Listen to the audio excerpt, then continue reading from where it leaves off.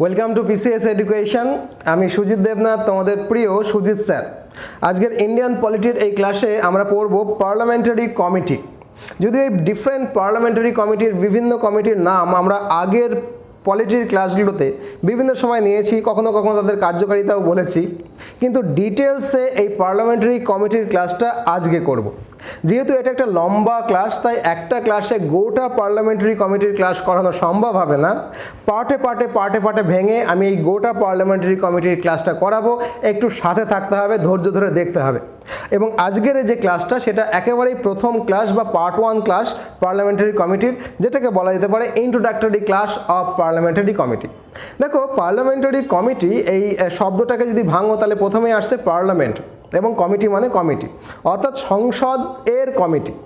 Parliament কাকে বলে পার্লামেন্টের ক্লাসে আমরা ডিটেলসে পড়েছি, তবু আরেকবার বলি যে পার্লামেন্টের মূলত তিনটে উপাদান থাকে, তিনটে কম্পোনেন্ট থাকে। প্রথম কম্পোনেন্ট হচ্ছে অবশ্যই রাষ্ট্রপতি বা প্রেসিডেন্ট। দ্বিতীয় কম্পোনেন্ট অবশ্যই লোকসভা, যেটাকে লোয়ার হাউস বা নিম্নকক্ষ বলে। এবং তৃতীয় কক্ষ হিসাবে অবশ্যই তৃতীয় কম্পোনেন্ট হিসাবে সেকেন্ড কক্ষ রাজ্যসভা বা উচ্চকক্ষ থাকে। তাহলে প্রেসিডেন্ট, রাষ্ট্রপতি, লোকসভা এবং রাজ্যসভা, এই তিনটে কম্পোনেন্ট নিয়েই কিন্তু আমাদের পার্লামেন্ট হয়। আগের ক্লাসগুলোতে আমরা এটা পড়েছি। কিন্তু এই তিনটে হচ্ছে মুখ্য পার্ট। এই মুখ্য পার্ট ছাড়াও পার্লামেন্টের অনেকগুলো কমিটি থাকে, যে কমিটিগুলোকে আমরা বলি পার্লামেন্টারি কমিটি। এখন প্রশ্ন হচ্ছে যে পার্লামেন্টারি কমিটির কেন দরকার হয়, কী জন্য দরকার হয়, কেনই বা আমরা এটাকে ফর্ম করি। দেখো, আমাদের দেশের যে শাসনতন্ত্র, দেশের যে শাসন ব্যবস্থা, সেটা একটা বৃহৎ এবং কমপ্লেক্স ব্যাপার, তাই না? দেশের শাসনটা তো খুব সোজা ব্যাপার নয়, একটা জটিল ব্যাপার এবং একটা বৃহৎ ব্যাপার। তাই একটা বৃহৎ এবং কমপ্লেক্স ব্যাপারটাকে যদি আমার কন্ট্রোল করতে হয় বা চালাতে হয়, তাহলে নানান ধরনের কাজ সেখানে থাকবেই থাকবে, নানান বিষয়ের ওপরেও কাজ থাকবে।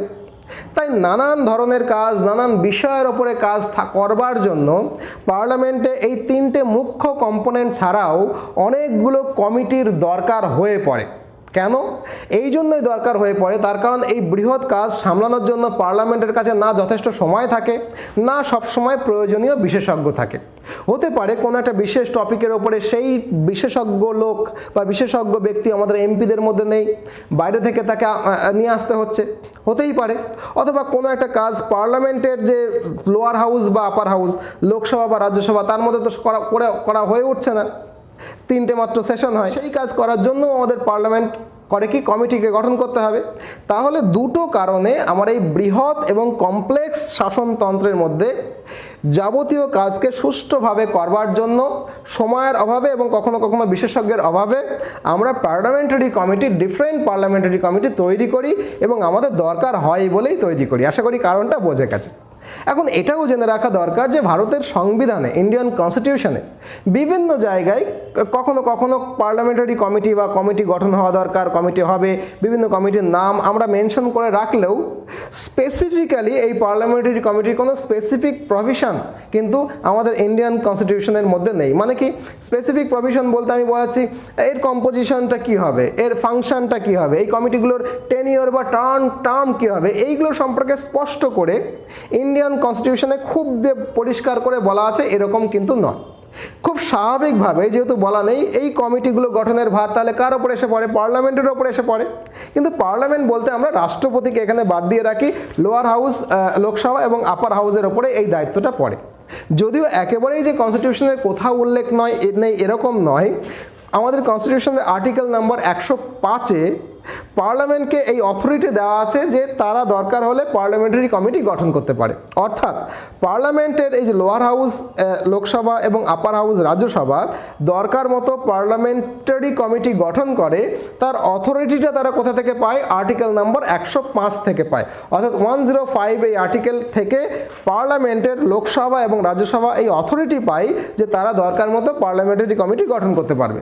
এবং অবশ্যই আরও একটা আর্টিকেল 118-তে বলা আছে যে পার্লামেন্টারি কমিটি গঠন করলে তার রুলসটা কেমন হবে, প্রসিডিউরটা কেমন হবে, ফাংশন কেমন হবে, কম্পোজিশন কেমন হবে, এইটা ঠিক করবে কে, লোয়ার হাউস লোকসভা এবং আপার হাউস রাজ্যসভা, অর্থাৎ লোকসভা রাজ্যসভার ওপরে এই অথরিটিটা কিন্তু আরেকটুভাবে স্পেসিফিক্যালি তার রুলস কী হবে, প্রসিডিউর কী হবে, ফাংশন কী হবে, কম্পোজিশনস কী হবে, এই স্পেসিফিক্যালি আর্টিকেল নাম্বার 118 বলে দিয়েছে আমাদের সংবিধানে। অর্থাৎ 105 আর্টিকেল এবং 118 আর্টিকেল, এই দুটো আর্টিকেলের ওপরেই কিন্তু পার্লামেন্টারি কমিটির বেসটা দাঁড়িয়ে আছে।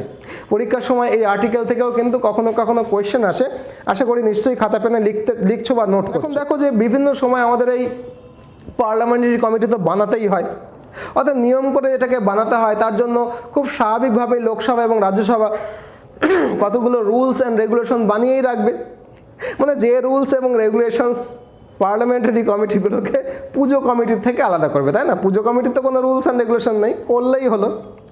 অর্থাৎ পুজো কমিটির থেকে যাতে পার্লামেন্টারি কমিটি একটু আলাদা হয়, তার জন্য কতগুলো রুলস বা রেগুলেশনস প্রথম থেকেই লোকসভা রাজ্যসভা তৈরি করেছে। ওই কথাটাকে যদি ঘুরিয়ে বলা যায় তাহলে বলতে হবে যে এই রুলসগুলো মান্য করলে বা এই শর্তগুলো মান্য করলেই কোনো কমিটিকে পার্লামেন্টারি কমিটি বলা যায়, অথবা পার্লামেন্টারি কমিটি হতে গেলে এই শর্তগুলোকে পালন করতেই হবে। কি শর্তগুলো? 4টে শর্ত রয়েছে। প্রথম শর্ত হচ্ছে, লিখে নিতে পারো খাতায়, যে conditions to be a parliamentary committee, অর্থাৎ পার্লামেন্টারি কমিটি হওয়ার জন্য 4টে কন্ডিশন কী কী। একেবারে প্রথম কন্ডিশন হচ্ছে অ্যাপয়েন্টেড, লেখো অ্যাপয়েন্টেড, লিখছো, or elected by the house or nominated by the speaker of Lok Sabha or the chairman of Rajya Sabha. অর্থাৎ পার্লামেন্টারি কমিটির সদস্য যদি হয় তাদেরকে অবশ্যই অ্যাপয়েন্ট করবে বা ইলেক্টেড করবে বা নমিনেটেড করবে কে? স্পিকার অফ লোকসভা অথবা চেয়ারম্যান অফ রাজ্যসভা। মানে যদি প্রধানমন্ত্রী বলে এই তুমি তুমি তুমি তুমি মিলে এই কমিটি, তাহলে কিন্তু সেটা একটা কমিটি হতেই পারে, প্রধানমন্ত্রীর অ্যাডভাইজারি কমিটি হতেই পারে, কিন্তু সেটা পার্লামেন্টারি কমিটি হবে না। বুঝে গেল? এমনকি কোনো একটা মন্ত্রী যদি বলে তুমি তুমি তুমি আমাকে একটা উপদেশ দেবে, তাহলে মন্ত্রী সেটা অ্যাডভাইসারি কমিটি হতেই পারে, কিন্তু সেই কমিটিটা পার্লামেন্টারি কমিটি হবে না। পার্লামেন্টারি কমিটি হতে গেলে প্রথম শর্ত হিসাবে তাদের মেম্বারকে অ্যাপয়েন্টেড, ইলেক্টেড অথবা নমিনেটেড করবে অবশ্যই লোকসভা স্পিকার অথবা চেয়ারম্যান অফ রাজ্যসভা। কন্ডিশনটা পরিষ্কার হয়েছে মাথার মধ্যে? সেকেন্ড কন্ডিশন হচ্ছে এই পার্লামেন্টারি কমিটি অবশ্যই works under the direction of speaker of Lok Sabha or the chairman of Rajya Sabha. এই যে কমিটিগুলো গঠিত হবে সেই কমিটি মন্ত্রী সন্ত্রী অন্য প্রধানমন্ত্রী তাদের কোনো কারো ডিরেকশনে কাজ করবে না। কার ডিরেকশনে কাজ করবে? অবশ্যই আইদার স্পিকার অফ লোকসভার ডিরেকশন মেনে, নির্দেশ মেনে কাজ করবে, অথবা চেয়ারম্যান অফ রাজ্যসভা তার ডিরেকশন মেনে কাজ করবে। 2 নম্বর কন্ডিশন পরিষ্কার করে লেখা হয়েছে। 3 নম্বর কন্ডিশন হচ্ছে present it's report to the house or the speaker of Lok Sabha or the chairman of Rajya Sabha. অর্থাৎ এই যে কমিটি তার যে রিপোর্ট দেওয়ার থাকে না, যে কাজ আমি করছি সেই কাজের উপর একটা রিপোর্ট দিতে হবে, সেই রিপোর্টটা কাকে দেবে? রিপোর্টটা অবশ্যই হাউসকে দেবে, লোকসভা আর রাজ্যসভা, অথবা হাউসের যে প্রধান, লোকসভার ক্ষেত্রে স্পিকার এবং রাজ্যসভার ক্ষেত্রে চেয়ারম্যানকে দেবে। নর্মালি নিয়ম অনুযায়ী চেয়ারম্যানকে রাজ্যসভার ক্ষেত্রে এবং লোকসভার ক্ষেত্রে স্পিকারকে এই রিপোর্টটা জমা দেয় এই কমিটি। অর্থাৎ যখন কমিটি স্পিকারকে বা রাজ্যসভার চেয়ারম্যানকে জমা দেবে তখনই কিন্তু সেটা পার্লামেন্টারি কমিটি। কেমন? এটা পার্লামেন্টারি কমিটি হওয়ার 3 নম্বর শর্ত। আর 4 নম্বর শর্ত হচ্ছে has a secretariat provided by the Lok Sabha or Rajya Sabha.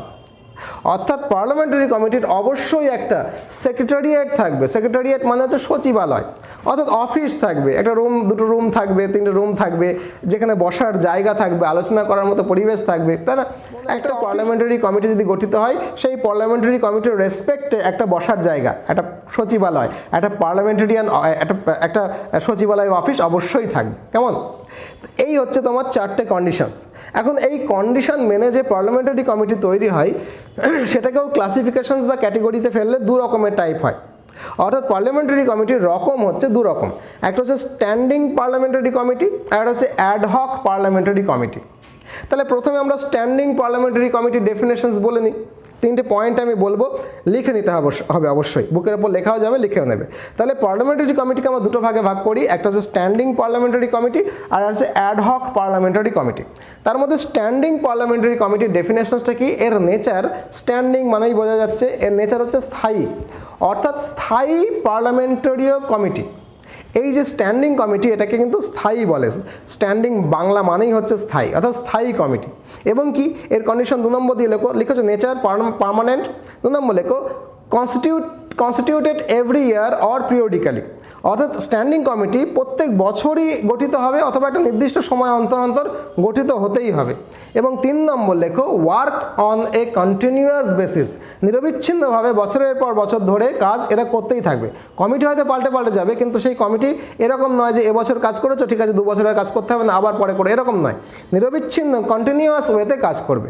অর্থাৎ ডেফিনেশনস কী হলো লিখেছো নিশ্চয়ই, যে কমিটি পার্লামেন্টে স্থায়ী কমিটি প্রত্যেক বছরই যেটা গঠিত হয় অথবা একটা নির্দিষ্ট পিরিয়ড অন্তর অন্তর গঠিত হতেই হয়, এবং যে কমিটি নিরবিচ্ছিন্নভাবে বছরের পর বছর কাজ করে, অবশ্য কমিটি পাল্টে দিতে পারে কিন্তু কমিটিটা থাকবে, তখন আমরা তাকে বলাই স্ট্যান্ডিং পার্লামেন্টারি কমিটি। আর দু নম্বর যেটা হচ্ছে অ্যাডহক কমিটি। অ্যাডহকের বাংলা মানেই হচ্ছে অস্থায়ী কমিটি, তাই না? টেম্পোরারি যার নেচার, অর্থাৎ নেচার হচ্ছে টেম্পোরারি, এবং কি কোনো বিশেষ কাজের জন্য দরকারে এই কমিটি গঠিত হয়, এই ধরনের কমিটি, এবং কাজটা মিটে গেলে এইটা কিন্তু বন্ধ করে দেওয়া হয়, অর্থাৎ কন্টিনিউয়াস নয় যে গঠিত হবে নির্দিষ্ট সময় অন্তর অন্তর, এরকম নয়। যখন দরকার হয় কোনো একটা বিশেষ কাজ করবার জন্য তখন এই অ্যাডহক পার্লামেন্টারি কমিটি গঠিত হয় এবং কাজটা মিটে গেলে সেটা বন্ধ করে দেওয়া হয়। কিন্তু অ্যাডহক হোক অথবা স্ট্যান্ডিং, ওই যে 4টে কন্ডিশন বললাম, সেই 4টে কন্ডিশন কিন্তু এদের দুটো কমিটির ক্ষেত্রেই অবশ্য পালনীয়। এইবার আমরা ক্লাসিফিকেশনস অফ স্ট্যান্ডিং কমিটি করব। অ্যাডহক কমিটি আমরা অন্য ক্লাসে পড়ব। স্ট্যান্ডিং কমিটির ক্লাসিফিকেশন আমরা 6টা পার্ট বলবো, 6টা পয়েন্ট বলবো। একেবারে 1 নম্বর পয়েন্ট হচ্ছে অর্থাৎ কত রকমের স্ট্যান্ডিং কমিটি হয়। প্রথম ধরনের যে স্ট্যান্ডিং কমিটি তাকে বলা হয় ফাইন্যান্স কমিটি। ফাইন্যান্স কমিটির মধ্যে 3টে সাব কমিটি থাকে। এক হচ্ছে পাবলিক অ্যাকাউন্টস কমিটিও একটা ফাইন্যান্স কমিটি, 2 হচ্ছে এস্টিমেট কমিটি, এটাও একটা ফাইন্যান্স কমিটি, 3 হচ্ছে কমিটি অন পাবলিক আন্ডারটেকিংস। অর্থাৎ এই 3টে কমিটি হচ্ছে ফাইন্যান্স কমিটি তার নাম। এই 3টে ফাইন্যান্স কমিটির নাম কি? একটা হচ্ছে পাবলিক অ্যাকাউন্টস কমিটি, প্যাক বলে যেটাকে, 2 হচ্ছে এস্টিমেটস কমিটি, 3 হচ্ছে কমিটি অন পাবলিক আন্ডারটেকিং। এই 3টে কমিটি হচ্ছে আলাদা আলাদা কমিটি, অবশ্যই একসঙ্গে এদেরকে ফাইন্যান্স কমিটি বলা হয়। তাহলে ফাইন্যান্স কমিটির মধ্যে আমার 3টে ভাগ নিশ্চয়ই বুকের ওপর যাচ্ছে, লিখে নিয়েছো। 2 নম্বর হচ্ছে ডিপার্টমেন্টাল স্ট্যান্ডিং কমিটি, অর্থাৎ স্ট্যান্ডিং কমিটির 2 নম্বর ভাগ হচ্ছে ডিপার্টমেন্টাল স্ট্যান্ডিং কমিটি, যার মধ্যে 24 রকমের কমিটি আছে, অর্থাৎ 24টা সাব কমিটি রয়েছে। 3 নম্বর হচ্ছে কমিটি টু ইনকোয়ার, অর্থাৎ এনকোয়ার কমিটি, এটাও একটা স্ট্যান্ডিং কমিটি, পার্লামেন্টারি কমিটি, যার মধ্যে 3টে সাব কমিটি, 3 রকমের কমিটি রয়েছে, 3টে। 4 নম্বর আছে committee to scrutinise or control, committee of scrutinise and control, এটা একটা স্ট্যান্ডিং কমিটি, এটা 6টা রয়েছে। 5 নম্বর হচ্ছে committee related to the day to day business of the house. Day to day business of the house এটা দেখাশোনা করবার জন্য যে পার্লামেন্টারি কমিটি রয়েছে তার মধ্যে 4টে কমিটি রয়েছে, এটা হচ্ছে একটা টাইপ।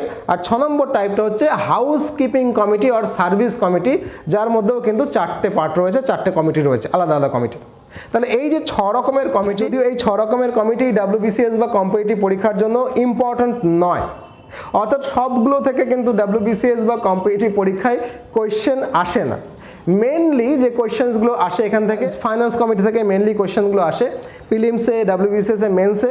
একটা হচ্ছে পাবলিক অ্যাকাউন্টস কমিটি, যেটা আমি পড়বো ঠিক পরের ক্লাসটাতে। 2 নম্বর হচ্ছে এস্টিমেটস কমিটি, যেটা আমি তারপরের ক্লাসের পার্ট 3-তে পড়বো।